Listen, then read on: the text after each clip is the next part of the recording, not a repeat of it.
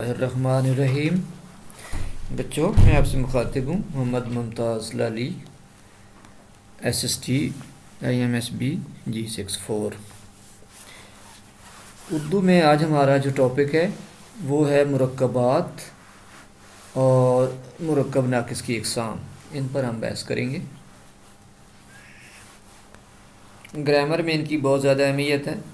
ہر وقت ہم بول رہے ہوتے ہیں، لکھ رہے ہوتے ہیں چیزیں، لیکن ہمیں پتہ نہیں ہوتا کہ گرامر میں ان کی کیا حیثیت ہے۔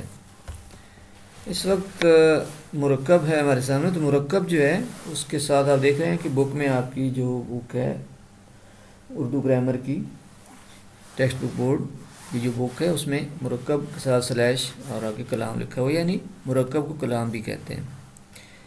مرکب دراصل انگلش کا لفظ کمپاؤنڈ جو ہے اس کا یہ ترجمہ ہے، یا ایک الگ اپنی زبان میں ہمارا لفظ ہے، لیکن مطلب دونوں کا ایک ہے۔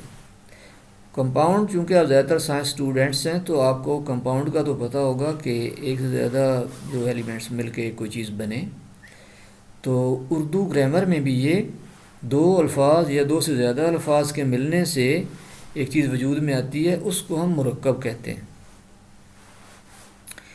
اب مرکب جو ہے وہ دراصل اس کی دو قسمیں ہیں بنیادی طور پر۔ ایک ہوتا ہے مرکب ناقص اور ایک ہوتا ہے مرکب تام، یا پھر آپ کہہ لیں کہ ایک ہوتا ہے مرکب تام اور دوسرا ہوتا ہے مرکب ناقص۔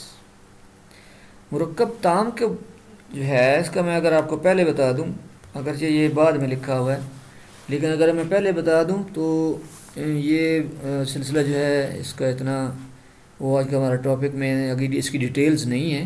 آج ہم صرف مرکب ناقص کی اقسام پڑھیں گے۔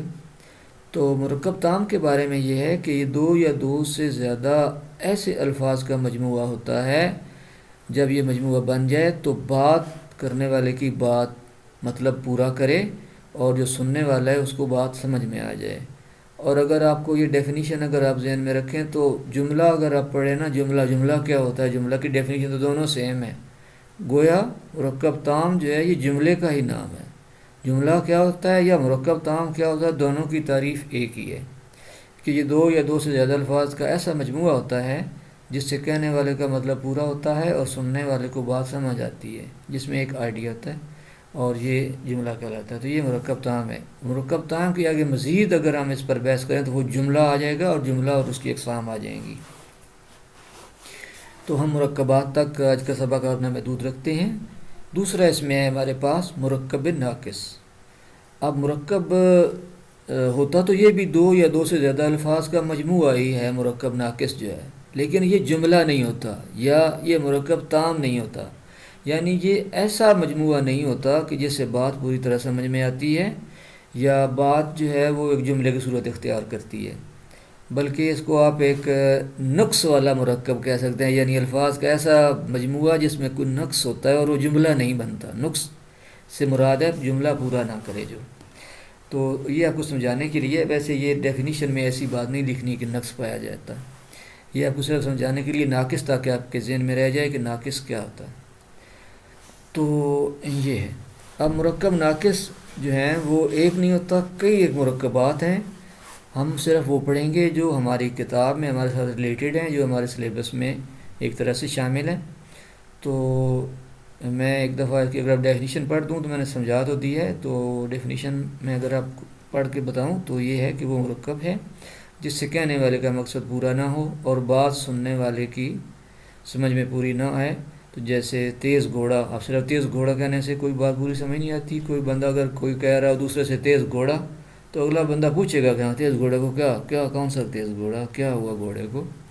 اسی طرح سے یہ تمام مثالیں لکھی ہوئی ہیں یہاں پہ، آپ ان کو دیکھیں تو آپ کو یہ محسوس ہوگا کہ یہ جملے جو ہیں وہ پورے نہیں ہیں، ادھورے سے جملے ہیں اور آدھی سی بات ہوتی ہے، تو اس کو مرکب ناقص کہتے ہیں۔ مرکب ناقص کی مختلف اقسام ہیں، اس کے علاوہ بھی اقسام ہیں، لیکن یہاں جو ہمارے پاس موجود ہیں وہ ہمارے پاس اس وقت 8 یہ اقسام ہیں ہمیں نظر آ رہی ہیں۔ سب سے پہلے ہے مرکب اضافی، بہت اہم قسم ہے یہ بھی۔ اور مرکب اضافی جو ہے اس کے 3 اجزاء ہوتے ہیں اور 3-4 طرح سے یہ بنتا ہے۔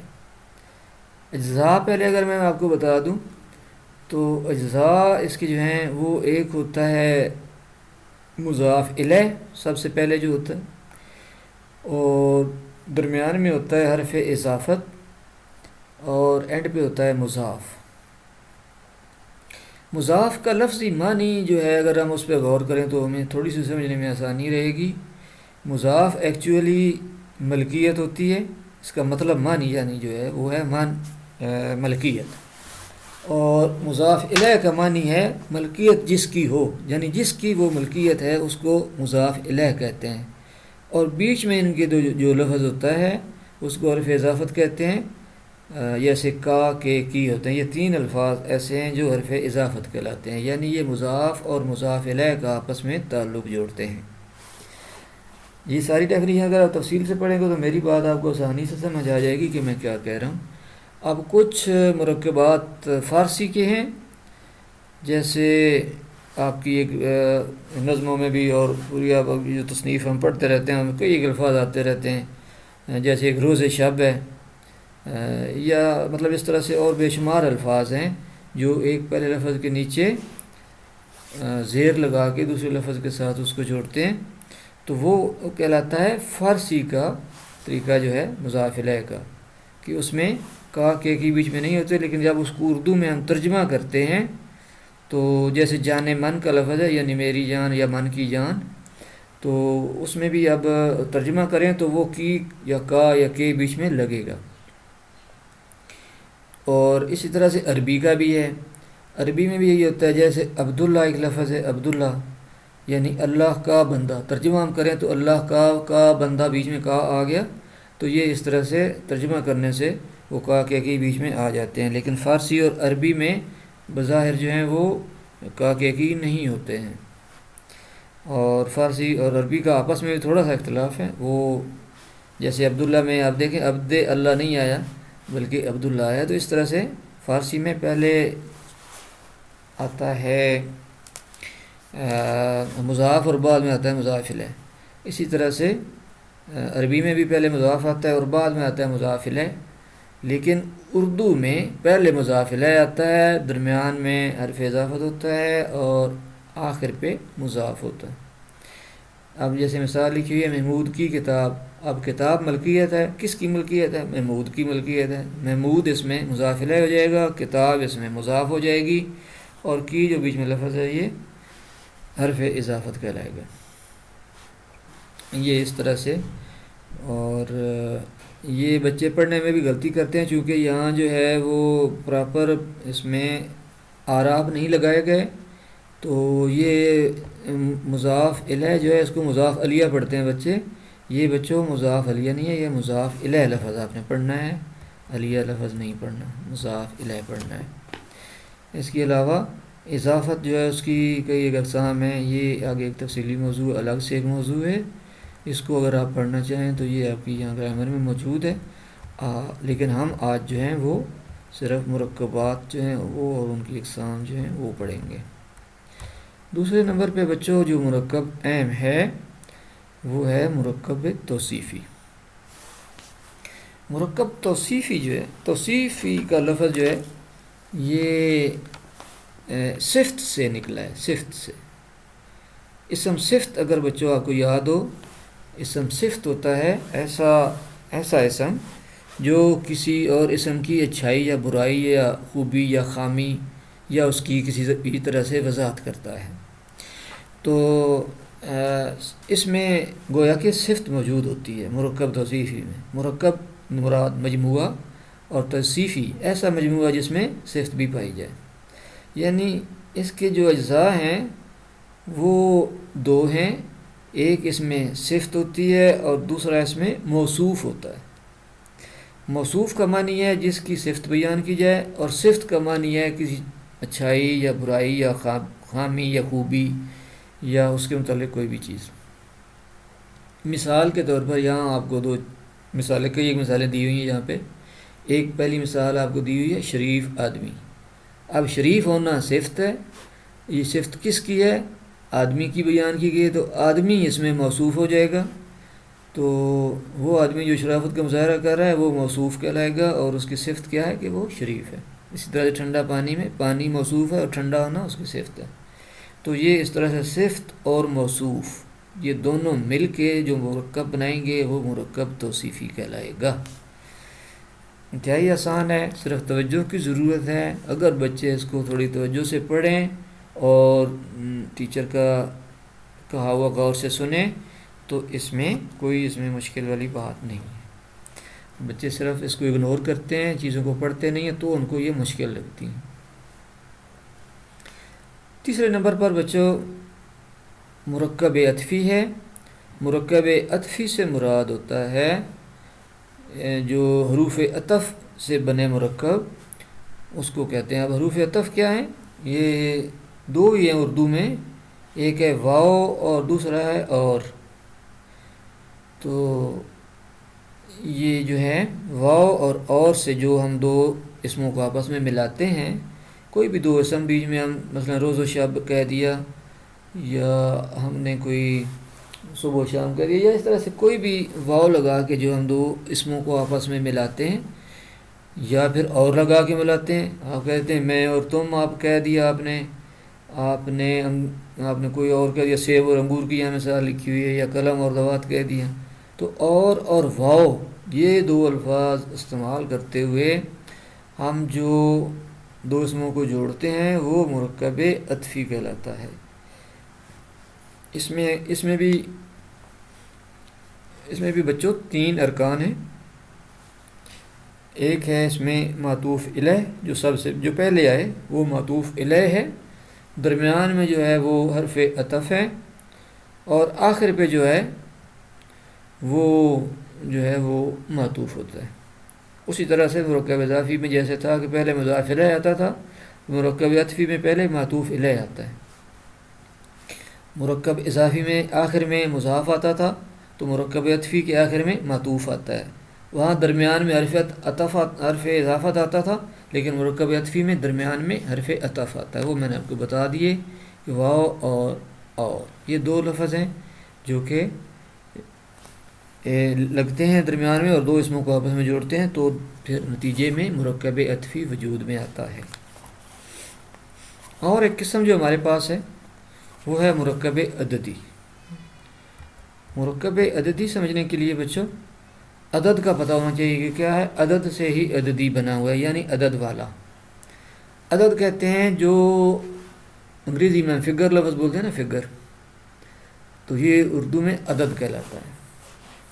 گنتی کے جو چیزیں ہیں، مثلا 1 سے لے کر اس طرح سے آگے 2 3 4 جتنا بھی آگے ہم گنتے جائیں، تو یہ سارے اعداد ہیں۔ عدد کی جمع اعداد ہے، اور عدد سے عددی لفظ بنا ہوا ہے۔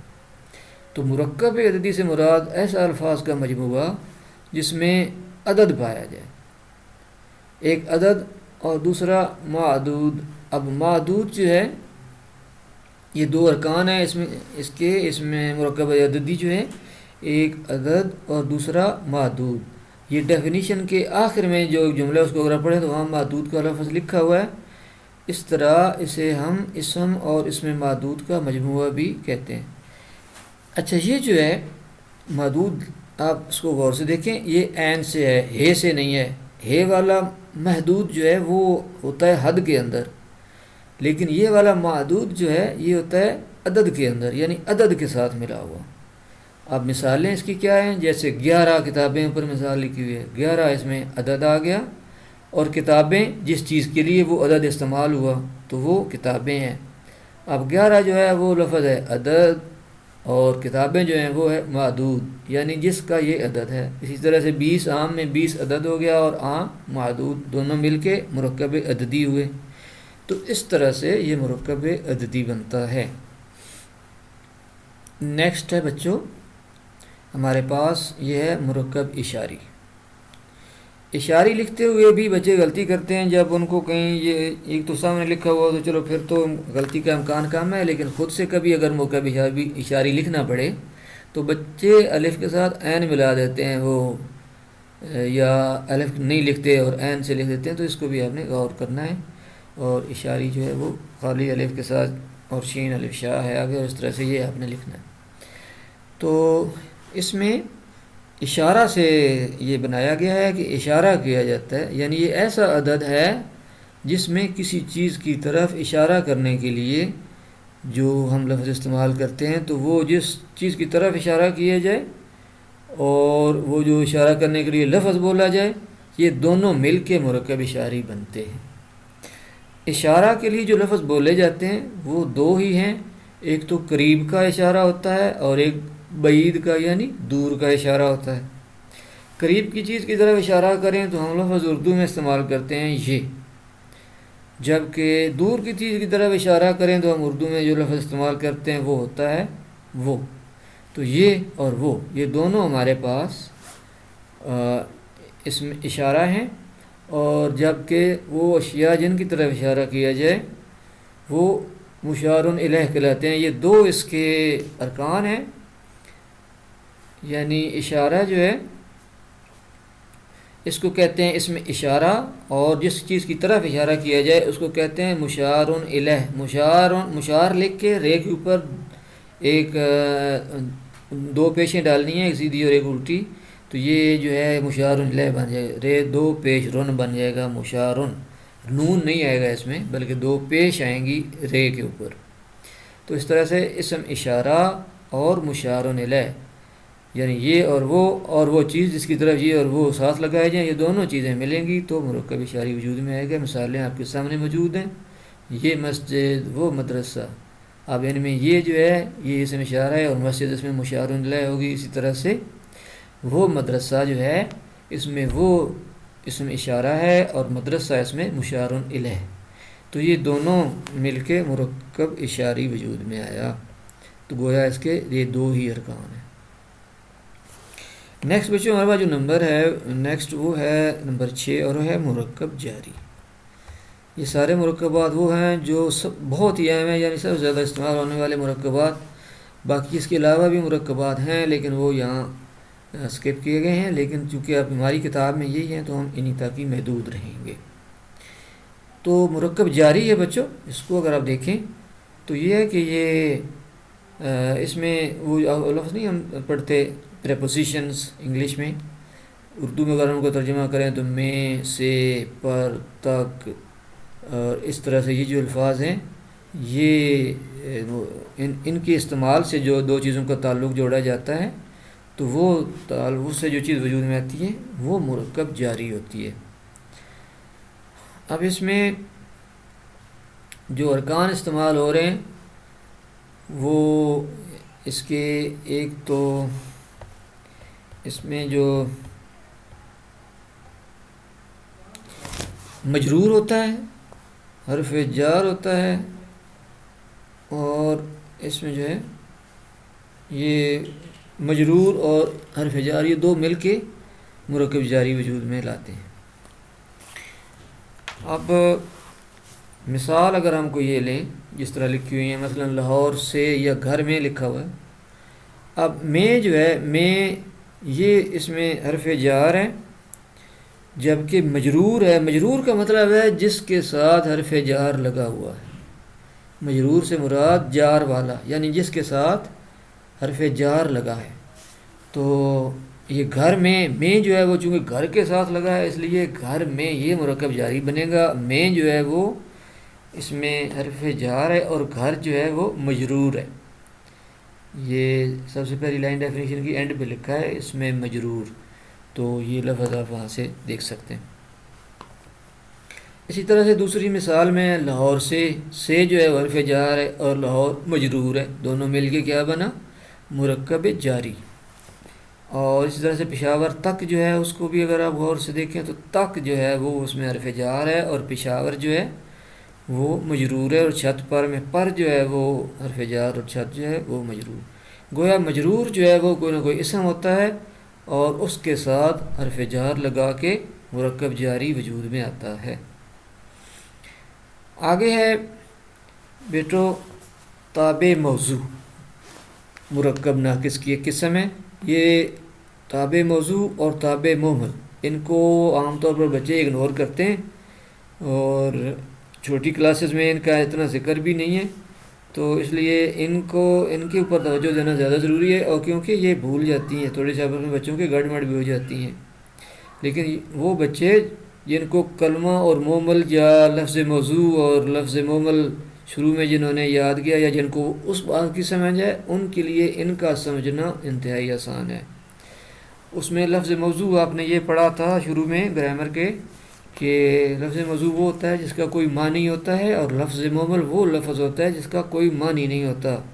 جیسے مثال سے وہاں سمجھایا گیا تھا کہ جیسے روٹی ووٹی، یہاں بھی اس تابع مومل میں اس کی ڈیفینیشن میں آخر میں آیا ہوا ایک لفظ مثال آئی ہوئی ہے، روٹی ووٹی۔ تو روٹی کا معنی ہے تو یہ لفظ موضوع ہے، لیکن ووٹی کا کوئی معنی نہیں ہے تو یہ لفظ مومل ہے۔ اب ہم آتے ہیں تابع موضوع کی طرف تاکہ ہمیں سمجھنے میں آسانی رہے۔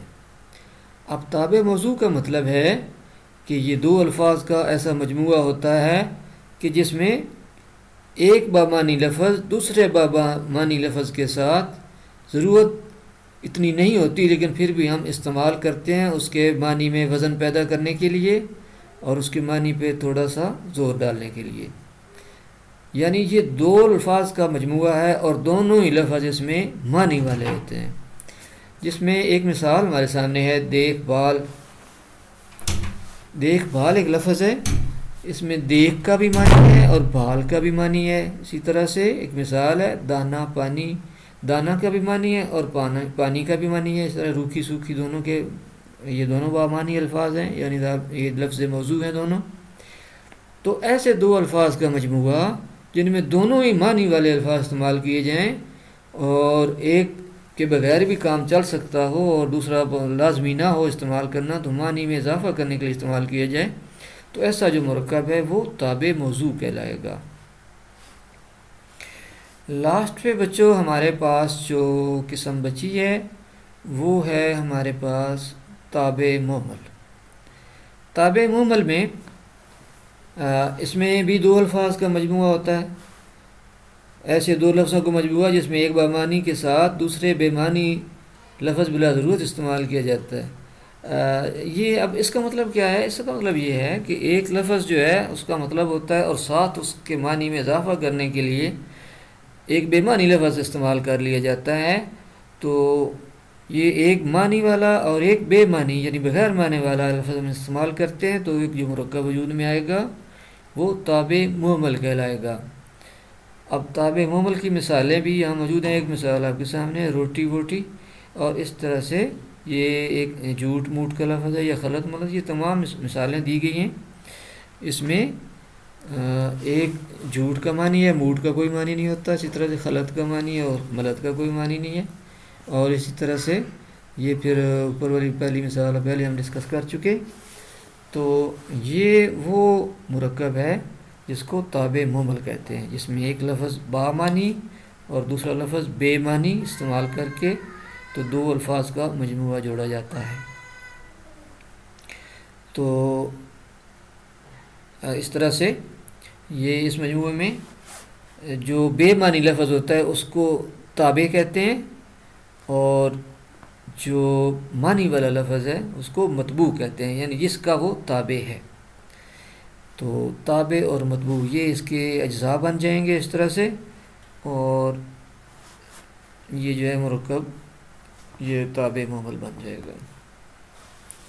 اس کا دوسرا نام بھی یہاں لکھا ہوا ہے مرکب تابعی، تو یہ وہ پھر اس کی وہ ہے۔